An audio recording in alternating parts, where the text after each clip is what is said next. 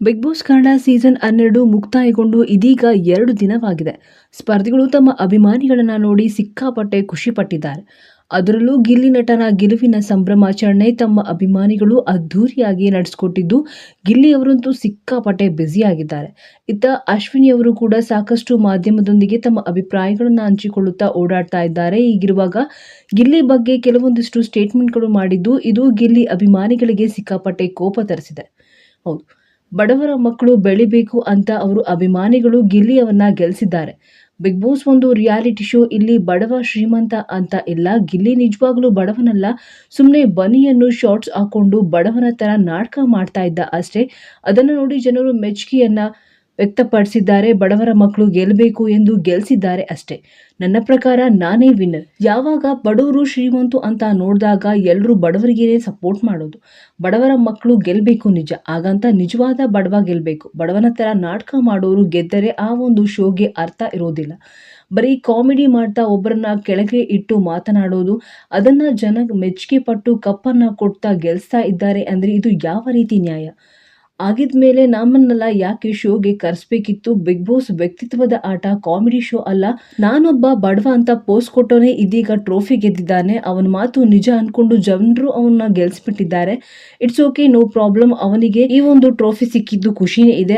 ಆದ್ರೆ ಅವನು ಈ ತರ ಗೆದ್ದಿದ್ದು ನನಗೆ ಇಷ್ಟವಾಗ್ಲಿಲ್ಲ ಎಂದು ನೇರವಾಗಿ ಕೆಲವೊಂದಿಷ್ಟು ಮಾಧ್ಯಮದೊಂದಿಗೆ ತಮ್ಮ ಅಭಿಪ್ರಾಯವನ್ನ ಅಶ್ವಿನಿ ಗೌಡ ಅವರು ಹಂಚಿಕೊಂಡಿದ್ದಾರೆ.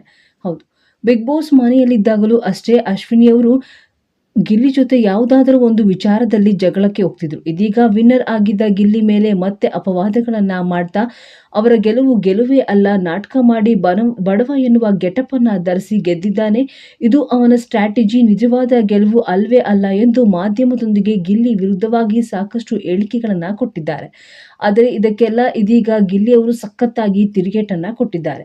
ಗಿಲ್ಲಿ ಅಭಿಮಾನಿಗಳಂತೂ ಫುಲ್ ಖುಷಿ ಪಟ್ಟಿದ್ದಾರೆ. ಇನ್ನ ಧನುಷ್ ಅವರು ಕೂಡ ಗಿಲ್ಲಿ ಅವರ ಬೆಂಬಲಕ್ಕೆ ನಿಂತಿದ್ದಾರೆ. ಗಿಲ್ಲಿ ಟ್ರೋಫಿ ಗೆದ್ದಾಯ್ತು, ಅವನಿಗೆ ಆ ಗೆಲುವು ಎಂಜಾಯ್ ಮಾಡೋದಕ್ಕೆ ಬಿಡಿ. ಅದನ್ನ ಬಿಟ್ಟು ಬಡವ ಶ್ರೀಮಂತ ಅಂತ ಇಲ್ಲಿ ಯಾಕೆ ಬರ್ತಾ ಇದೆ?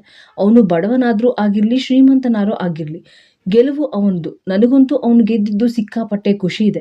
ಅವನಿಗೆ ನೆಮ್ಮದಿಯಾಗಿ ಆ ಒಂದು ಖುಷಿನ ಅನುಭವಿಸೋದಕ್ಕೆ ಬಿಡಿ ಎಂದು ಗಿಲ್ಲಿ ಪರ ನಿಂತು ಧನುಷ್ ಗೌಡ ಅವರು ಧ್ವನಿಯನ್ನ ಎತ್ತಿದ್ದಾರೆ. ನಲ್ಲಿರುವ ಕೆಲವು ಸ್ಪರ್ಧಿಗಳು ಕೂಡ ಗಿಲ್ಲಿಯವರ ಬೆಂಬಲಕ್ಕೆ ನಿಂತಿದ್ದಾರೆ. ಈ ಒಂದು ಕಪ್ ಗೆಲ್ಲೋಕೆ you are most deserving person ಎಂದು ತಮ್ಮ ಇನ್ಸ್ಟಾಗ್ರಾಮ್ ಖಾತೆಯಲ್ಲೂ ಕೂಡ ಗಿಲ್ಲಿಯವರಿಗೆ ವಿಶ್ ಮಾಡುವುದರ ಮೂಲಕ ಗಿಲ್ಲಿಯವರ ಬೆಂಬಲಕ್ಕೆ ನಿಂತಿದ್ದಾರೆ.